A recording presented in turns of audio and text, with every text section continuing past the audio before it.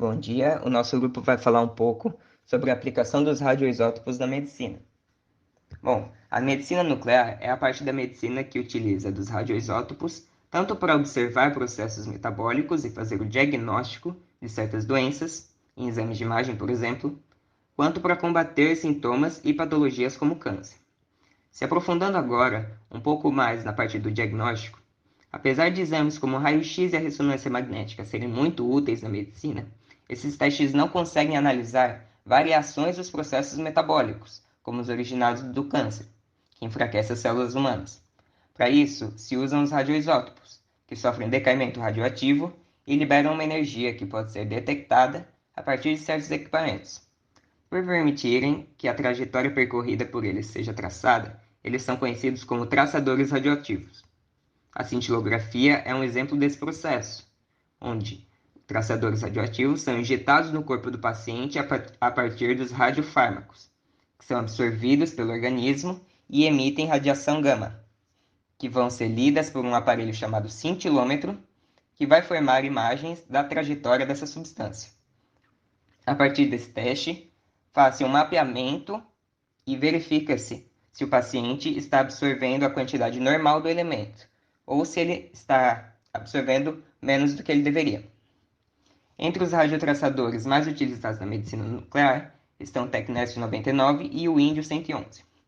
Uma outra opção, apesar de mais cara, é a tomografia por emissão de pósitrons, que são os equivalentes positivos dos elétrons. Ele utiliza isótopos como o flúor 18, o carbono 11 e o crômio 51 para formar imagens de melhor qualidade, de processos, por exemplo, como fluxo sanguíneo. Isso permite não só o diagnóstico dessas doenças, mas também um estudo mais aprofundado sobre o metabolismo humano.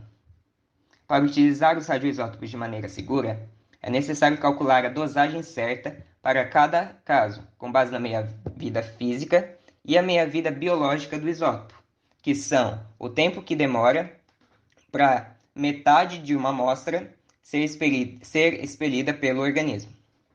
Mas, no geral, a radiação usada para esses exames é bem menor do que a necessária para fazer o tratamento, por exemplo, na radioterapia, além de um controle rigoroso na manipulação e no descarte desses materiais, que é muito importante.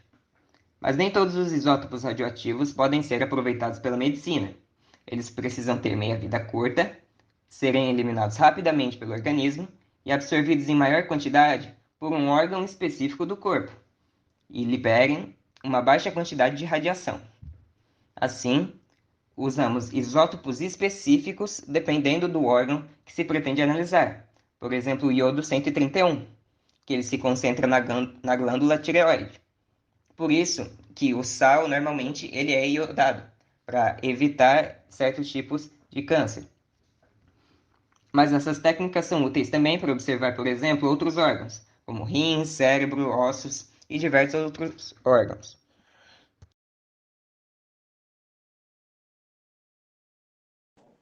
Já no caso de tratamento de doenças, destacam-se a radioterapia e bracterapia, muito utilizadas no combate às células cancerígenas. Na radioterapia, doses controladas de radiação são aplicadas sobre a região afetada, matando as células tumorais. Isso ocorre porque as células doentes são mais sensíveis à radiação do que as células saudáveis, e ao entrar em contato com essa energia, tem seu DNA alterado, perdendo a capacidade de se duplicar. Um dos aparelhos mais utilizados nesse tratamento é a bomba de cobalto, que contém uma fonte radioativa de cobalto 60, selada que se desloca durante o procedimento e irradia a parte do corpo onde o tumor se localiza, matando células doentes. Já a bracterapia é um tratamento mais agressivo, indicado em cerca de 20% dos casos, que trata o câncer pela colocação de fontes radioativas diretamente dentro ou próximo à área do tumor, a fim de emitir uma dose maior de radiação. Quando injetada na corrente sanguínea do paciente, o isótopo viaja até o local da doença e a radiação emitida por ele destrói as células malignas.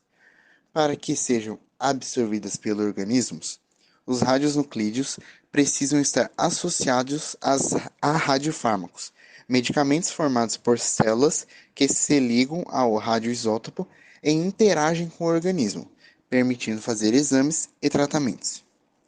Esses remédios agem a partir da liberação de energia pelo radioisótopo contido neles, ou seja, sua ação depende do tipo de isótopo e da molécula ligada a ele. Esses dois fatores determinam a distribuição de radiofármaco pelo corpo, chegando ao local-alvo da radiação. Então, o isótopo radioativo emite partículas alfa ou beta que liberam uma quantidade maior de energia para destruir as células doentes. Para tratar de lesões e aliviar dores, os radioisótopos mais populares são emissores de raios beta, como o tecnécio 99 para tratar o câncer de mama, samário 153 para o câncer ósseo e o iodo 125 para o câncer de próstata.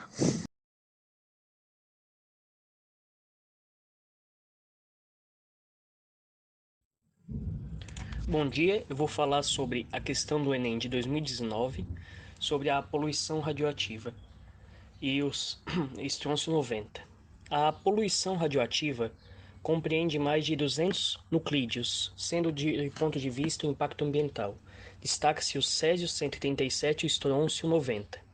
A maior contribuição de radionuclídeos antropogênicos no meio marinho ocorreu durante as décadas de 50 e 60, como resultado dos testes nucleares realizados na atmosfera. O estrôncio 90 pode se acumular nos organismos vivos e em cadeias alimentares, e em razão de sua semelhança química, pode participar no equilíbrio com carbonato e substituir cálcio em diversos processos biológicos. Agora a pergunta: ao entrar numa cadeia alimentar da qual o homem faz parte, em qual tecido do organismo humano o estrôncio 90 será acumulado predominantemente? Agora eu vou destacar algumas partes que vão ajudar nós a resolver essa questão. Por exemplo, o estrôncio 90 pode se acumular nos organismos vivos e em cadeias alimentares e substituir o cálcio em diversos processos biológicos. E então, em qual parte do organismo será acumulado predominantemente o estrôncio 90? No caso, seria o tecido ósseo, pois o estrôncio 90, por ser metal alcalino terroso, substitui o cálcio em diversos tecidos corpóreos, e os ossos são o maior estoque de cálcio do organismo, sendo então o tecido onde ocorreu o maior acúmulo do estrôncio 90. Então vamos marcar aqui a letra E.